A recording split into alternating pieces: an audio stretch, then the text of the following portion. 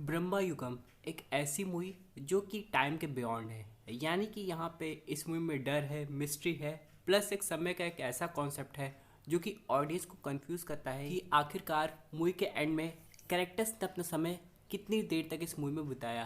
क्योंकि हम लोग बात करें दोस्तों, तो मूवी शुरू हुई थी राजा महाराजाओं के समय से, जहाँ पर पहले सेवक का कॉन्सेप्ट हुआ करता था जो कि राजा महाराजाओं के यहाँ गाना वाना गाते थे।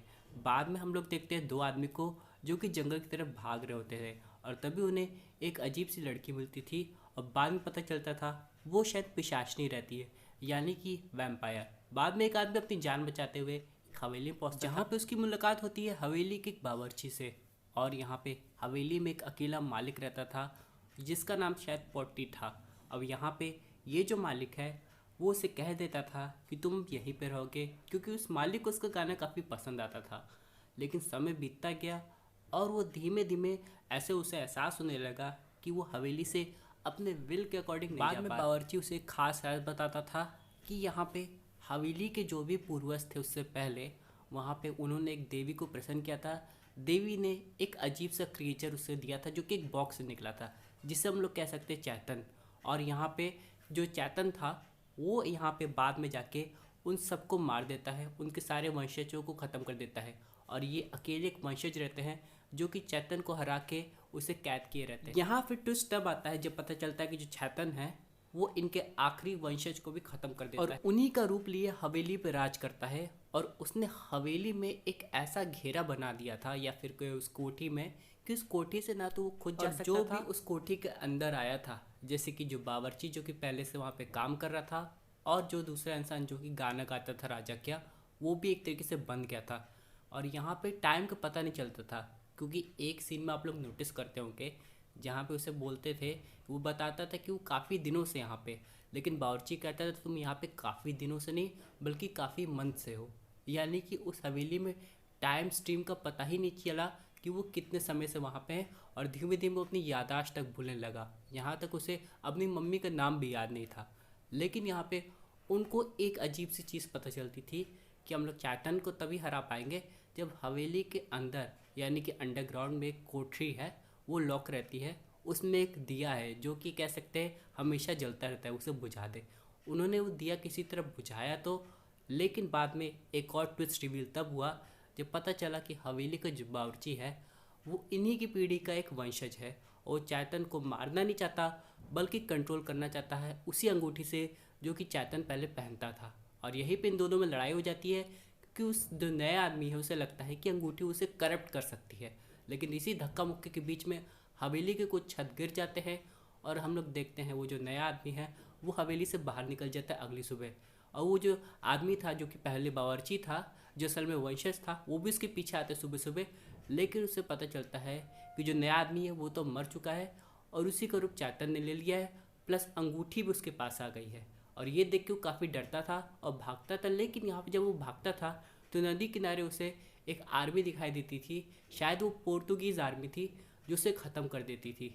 जिसके बाद यहाँ पे पता चलता था कि जो चैतन है वो मरा नहीं बल्कि उसे अब एक नई बॉडी मिल गई है और अब तो वो आज़ाद भी है। यानी कि पहले वो हवेली के अंदर ही रहता था लेकिन अब वो हवेली के बाहर भी निकल सकता है।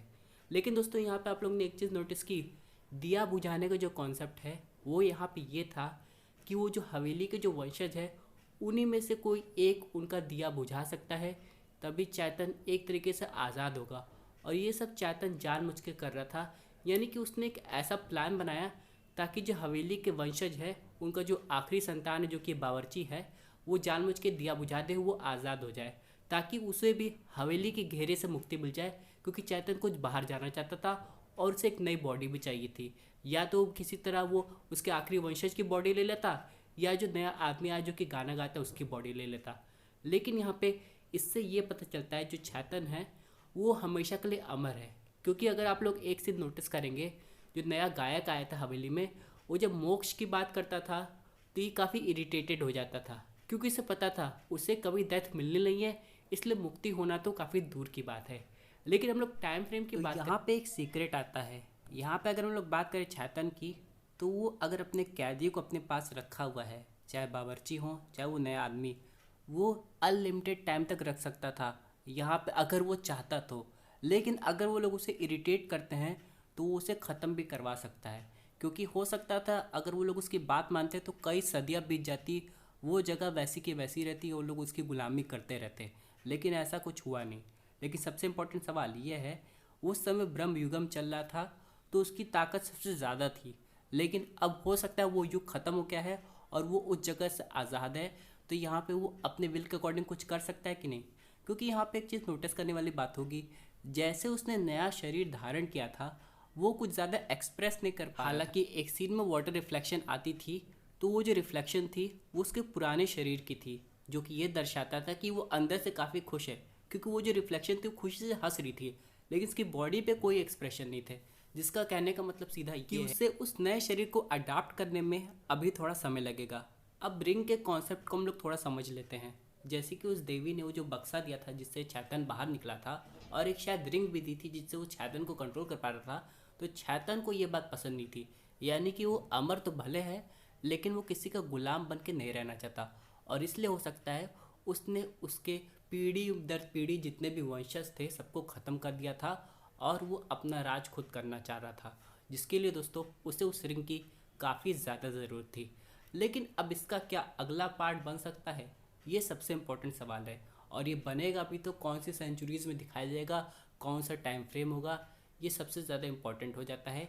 और यहाँ पे चैतन का अगला टारगेट कौन होगा, क्या इसका कोई वंशज है जो सिंगर आया था। क्योंकि हम लोग बात करें इसकी फैमिली की, तो उसने अपनी फैमिली डिटेल्स में बताया था इसके घर पे एक माँ है, शायद इसने कभी शादी की भी नहीं थी, इसलिए इसका कोई बेटा वोटा नहीं हुआ होगा या जो भी है। लेकिन अगर इसका सेकंड पार्ट बनता है तो वो और ज़्यादा इंटरेस्टिंग होगा। बात करें उस लड़की की जो कि मूवी के हम लोग को स्टार्टिंग में दिखाई दी थी, जो कि पिशाचनी लग रही थी यानी कि वैम्पायर, वो हो सकता है चैतन का ही एक माया जाल था, या सही में वो पिशाचनी बाहर से ही चैतन के कंट्रोल में थी और चैतन ने उस सिंगर के साथी को उस पिशाचनी के थ्रू मरवाया था, ताकि वो जो सिंगर है वो किसी तरह घर के अंदर आ जाए और यहाँ पे उसका काम कंप्लीट हो जाए। क्योंकि एंड ऑफ द डे यहाँ पे चैतन जीत जाता है और वो लोग ख़त्म हो जाते हैं। तो यहाँ पे आपको क्या लगता है, क्या इस मूवी का अगला पार्ट बनना चाहिए कि नहीं। और हाँ, अगर आप लोग चैनल पे पहली बार आए हैं तो प्लीज़ सब्सक्राइब करके जाइएगा और वीडियो को भी लाइक कर दीजिए।